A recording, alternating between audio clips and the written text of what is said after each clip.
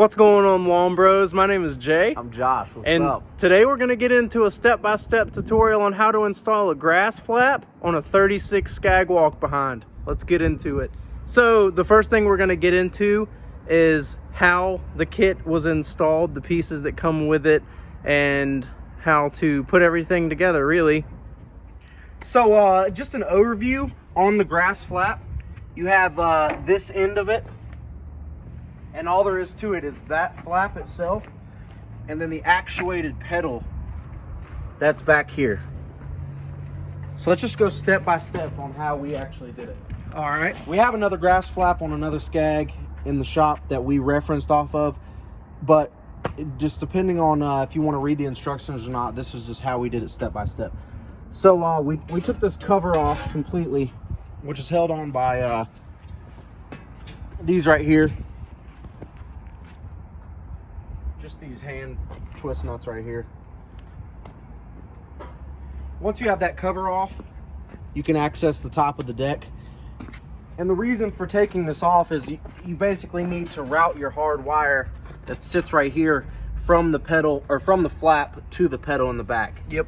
So we actually, just to make things even easier, is completely pull the deck adjustment pin out and drop your deck all the way down. Now you can get your hands in there for all these fine adjustments and actually to mount the flap itself. So if you look at the flap, it consists of the flap itself, the bracketry that's on the top of it. You can actually adjust and or you know, it's cut to fit basically, because it's made for a variety of mowers. So all it's held on by is this top bracket right here, which is held on by 2 through bolts. Let me see if I can get on the with the lock side. Nuts. There we go. There's actually spacers in here that basically make this sit flush, because there's a gap right in here that if you don't have spacers, it'll actually, once you tighten the bolts, it'll angle it down. Pivots down. Yeah, it'll pivot it down. So we actually assembled the flap before we put it on the machine, before we put it on the deck. So all the flap is held on by is these nuts and bolts right here. You basically have 2 or 1 on either side, and they're installed the exact same way. So we have the bolt right here, the nut on this side, the bolt right here, the nut on this side. So if you look and see this spring right here, this bolt and nut actually have a spacer in the middle for the hook of the spring to sit on, or to wrap around and sit on. So basically this is not installed for you already from the factory. So the spring right here is just dangling, so you actually have to put it on this spacer itself. We actually just used a pair of channel locks, pulled it, wrapped it around, and it gained tension on this spacer itself. The hard wire right here, this is the same wire that you run to the back of the machine for the pedal. It's actually not it's not attached either. So the fine adjustments are in this nut and bolt combination right here. It's basically just threads connected to this hard wire and nuts that you can adjust back and forth to get your fine adjustment on the pedal, on how fast the flap comes up and how fast it goes back down. It's just something to finagle with, but we'll get into that in a minute. So basically this is not connected, like I said. So all this is a pin that goes through it, a cotter pin on the other side that you basically just lock it in with, and you twist this back. It's self-explanatory, the cotter pin. You'll just put it in the hole and just twist it back, and that attaches this to the flap itself. So that at that point, you can basically move this back and forth by hand just to make sure everything's working correctly. Now the through bolt installation, all you're going to want to do after you've assembled this flap, off the machine, these through bolts, these are the longest through bolts that come in the kit, and you stick the bolt in from the bottom. The washers in the middle, there's actually 4 washers. There's 2 sets, or there's a set on each side. There's a thicker one and a thinner one. The thicker one's on the bottom, the thinner one is on the top. Then you're going to top it off with the bolts right here, the lock nuts, and you tighten that down, and it actually just flattens itself out. And what you want to do, if you can see it from the top right here, what you want to do before you tighten it all the way is make sure that this is the flap is flush with the deck itself. Yep. And while you're doing that, you can have someone hold it to the deck itself to make it flush and tighten it down.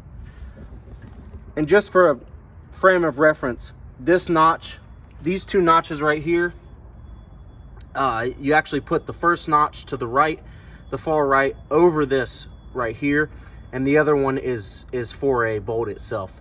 There's actually a hole stamped in this bracket right here. So if you notice, I actually completely forgot to mention, the deck itself on this Scag, you do have to drill holes. So I'm not actually sure the diameter of the hole, but basically a little bit bigger than this through bolt right here. So when you notice, or when you mark your holes, when you set it flat on top to mark your holes from the top in, you're actually going to notice that they're not perfectly aligned, and that's actually how they're supposed to be. So the one to the far right, if you're looking at the machine, the one to the far right is actually going to be further back on the deck. The one to the left is going to be closer to this right here. And that's actually really it for installing the flap itself. After that, after everything is secure and you're happy with that, your neck's going to run. And this is specific to the Scag. It may be different for other mowers, but this hard wire right here, what we've decided to do on other Scags too, so we just did the same thing. So basically there's two rods that hold the deck up. You actually see them move when you raise and lower the deck. We actually, the kit provides two zip ties. We've actually run it up under the tube, under the first bar, zip tied it there, under the second bar, zip tied it there, and straight back. And we ran it through the grate. You'll see the grate that sits on top of the hydraulic pump fan, the cooling fan. There's a metal grate on top of it. We actually ran it through and under the slot and just straight back. Yep. So you're basically controlling the flap with your left foot, if you think about it. At this point, it's on the left side of the machine. I guess preference, you can change it to the right if you really wanted to. So after you've run the hard wire to the left side, you can run it to the right side. We just haven't. This is just for a left-footed engagement, and that's just the easiest way we thought to do it, just because of the length of the hard wire. And actually, Jay's going to take it over and talk about the pedal itself, just how we installed that.